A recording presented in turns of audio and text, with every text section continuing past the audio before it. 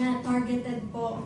We're also aware that those pages, ang audience po ay mostly OFWs, and we also see the comment sections. Most are really migrant Filipino workers, some are trolls, and some are real people. Mixed po sila, real people and mostly OFWs from all over the world. We receive hate comments, not just on the comment sections ng legit news pages, but also Pro Duterte pages. We receive those, and they also go to my messenger, private Facebook. They send me hate messages such as, dapat pinupugutan ng ulo ang mga adik, deserve ng kapatid mo mamatay, kung hindi adik ang kapatid mo, hindi sana siya namatay, and lots of curse words, may it be English or Tagalog o Bisaya, lahat ng alam nilang existent na mura. Bukod po doon, nilalait nila yung pagkababae namin, yung pagkatao namin, lahat po yun, sinasalo namin. Right now, I see the comment section in the Inquirer, all of those hate messages. Ayan, umuulan na naman po ng hate messages sa aming mga pamilya, sa rights workers, sa lawyers. We endure all of those, and it's sad to receive those from our fellow Filipino people, especially OFW. I also have friends and relatives of OFW. They lost a relative, but they still support Duterte. Diba po? And nakakapagtaka, nakakalungkot, but we do not antagonize them. I still love them. Bilang relative, we still try to explain, yes, they recognize what happened to Efrem, but then they still believe na fake news po yung iba. Kahit nakasama ko na talaga yung mga nanay. So it's really hard to combat fake news. And we don't have such machinery and fund.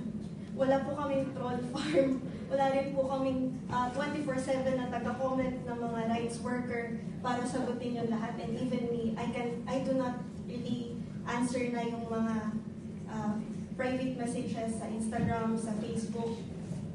And it was toll po sa mental health naming mga pamilya. Kaya we call on the local and international community to please keep on, like, we just share the stories ng mga, like, from legit news pages.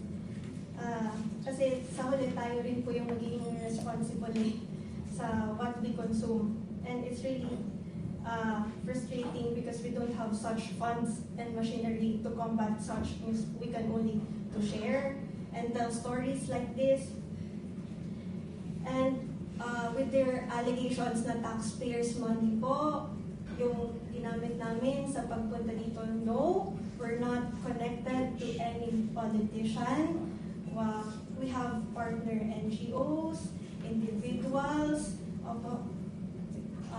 church groups, mga churches, kasi po ang Rise Up po ay tinatag ng mga church people. Nandiyan po si Deaconess Rubilin, at iba pang mga deaconessa, iba't ibang simbahan, at mga individual na naniniwala sa advocacy po namin. Sila po yung sumusuporta mapaloob at labas ng bansa. Hindi po to pera ninyo. Okay. Hindi to taxpayers' money. Okay. And we'll be grateful if you'll support our advocacy. Pero wala po kami kahit anong hiningi sa kahit sinong politiko, at lalong hindi po ito galing sa kaban ng bayan. In fact, hindi po ako pumasok sa trabaho. Wala po akong, I don't have salary kasi I filed a leave. Wala pong sahod. Naapektuhan po yung kabuhayan. Kaya po, I hope they stop all those allegations po.